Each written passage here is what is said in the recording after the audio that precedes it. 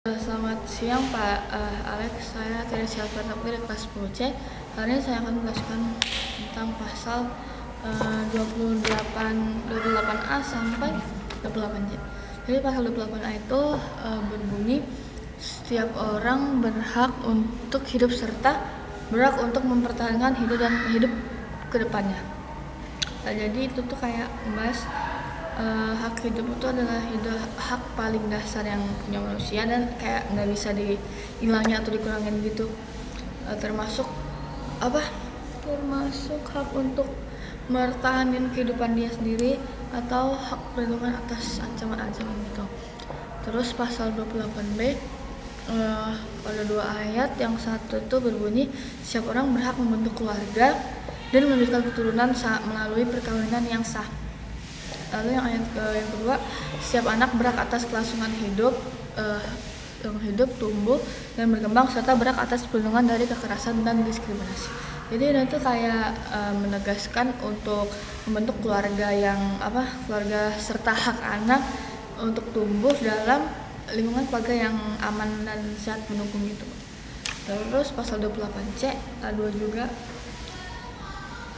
setiap orang berhak mengembangkan diri melalui pemenuhan kebutuhan dasarnya, berhak mendapat pendidikan dan memperoleh manfaat dari ilmu pengetahuan, teknologi, seni dan budaya. Yang kedua, setiap orang berhak untuk memajukan dirinya dalam memperjuangkan haknya secara kolektif untuk membangun masyarakat, bangsa dan negaranya. Terus ini tuh kayak menegaskan bahwa itu menjamin hak setiap individu untuk tumbuh dan berkembang secara pribadi dan sosial, bisa termasuk melalui teknologi dan pendidikan. Terus pasal 28D ini ada 4 ayat.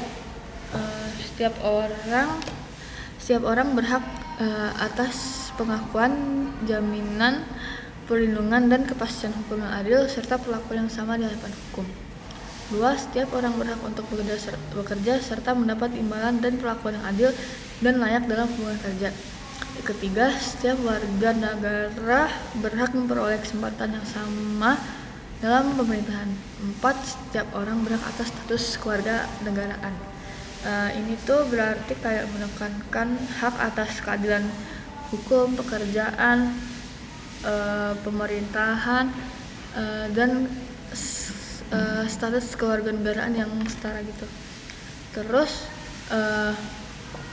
pasal 28E ayat 3, setiap orang bebas memeluk agama dan beribadat menurut agamanya, memilih pendidikan, pekerjaan, kewarganegaraan, tempat tinggal dan meninggalkannya serta berhak kembali. 2. Setiap orang berhak atas kebebasan meyakini kepercayaan, menyatakan pikiran dan sikap sesuai hati nuraninya. Yang ketiga, setiap orang berhak atas kebebasan berserikat, berkumpul, dan mengeluarkan pendapat. Ini tuh berarti kayak masyarakat itu bebas untuk memilih agama apa, bebas untuk cara berpikir, cara mereka berekspresi gitu. Ini lebih menekankan ke terserah beragamanya, kebebasan beragama. Terus 28F, setiap orang berhak untuk berkomunikasi dan memperoleh informasi untuk pengembangan pribadi dan lingkungan sosialnya, serta berhak untuk mencari, memiliki, memperoleh, menyimpan dan mengolah informasi dengan menggunakan segala jenis saluran yang ada. Itu tuh berarti kayak manusia tuh memiliki hak atas tentang hal informasi dan komunikasi, termasuk kebebasan cara penggunaan dari teknologi informasi. Terus ada pasal 28G, itu tuh setiap orang berhak atas perlindungan diri pribadi, keluarga, kehormatan, martabat dan harta benda yang di bawah kekuasaannya, serta berhak atas rasa aman dan perlindungan dari ancaman ketakutan untuk berbuat atau tidak berbuat sesuatu yang merupakan hak asasi. Yang kedua, setiap orang berhak untuk bebas dari penyiksaan atau perlakuan yang merendahkan derajat martabat manusia dan berhak memperoleh suaka politik dari negara lain. Itu berarti perlindungan terhadap integritas diri, psikologis, termasuk psikologis itu termasuk perlindungan dari kekerasan dan penganiayaan. Pasal 28H ada 1.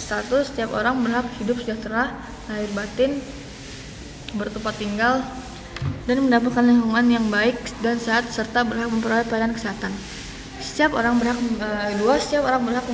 mendapat kemudahan dan perlakuan khusus untuk memperoleh kesempatan dan manfaat yang sama guna mencapai persamaan dan keadilan. Yang ketiga, setiap orang berhak atas jaminan sosial yang memungkinkan perkembangan dirinya secara utuh sebagai manusia yang bermartabat. 4. Setiap orang berhak mempunyai hak milik pribadi dan hak milik tersebut tidak boleh diambil secara memaksa undang-undang oleh siapapun. Itu berarti manusia tuh berhak mengatur atas kesejahteraan, jaminan sosial mereka, kesehatan mereka, lingkungan hidup, dan hak mereka pribadi gitu. Terus pasal 28I ada 5, hak untuk hidup, hak untuk disiksa, hak untuk tidak disiksa, hak kemerdekaan pikiran dan hati nurani, hak beragama, hak untuk tidak diperbudak, hak untuk diakui sebagai pribadi di hadapan hukum, dan hak untuk tidak dituntut atas dasar hukum yang tidak dapat dikurangi dalam keadaan apapun. Setiap orang berhak bebas dari perlakuan yang bersifat diskriminatif atas dasar apapun dan berhak mendapatkan perlindungan terhadap perlakuan yang bersikap diskriminatif itu. Identitas budaya dan hak masyarakat tradisional dihormati selaras dengan perkembangan zaman dan peradaban. 4. Perlindungan, pemajuan, penegakan, dan pemenuhan hak asasi manusia adalah tanggung jawab negara, terutama pemerintah. 5. Untuk menegakkan dan melindungi hak asasi manusia sesuai prinsip negara hukum yang demokratis, maka pelaksanaan hak asasi manusia dijamin, diatur, dan dituangkan dalam peraturan undang-undangan.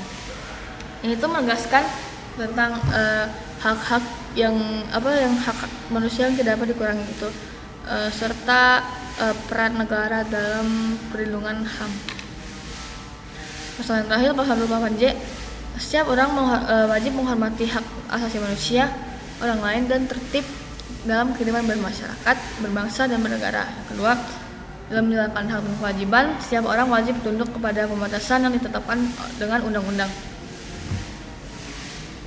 dengan maksud semata-mata untuk menjamin pengakuan serta penghormatan atas hak dan kebebasan orang lain, dan untuk memenuhi tuntutan yang adil sesuai dengan keamanan dan ketertiban umum dalam suatu masyarakat demokratis. Itu berarti kayak HAM itu bukan tanpa batas. Ada tanggung jawab untuk menghormati hak orang lain dan mematuhi aturan hukum dalam masyarakat kita. Itu saja yang bisa saya jelaskan. Terima kasih Pak.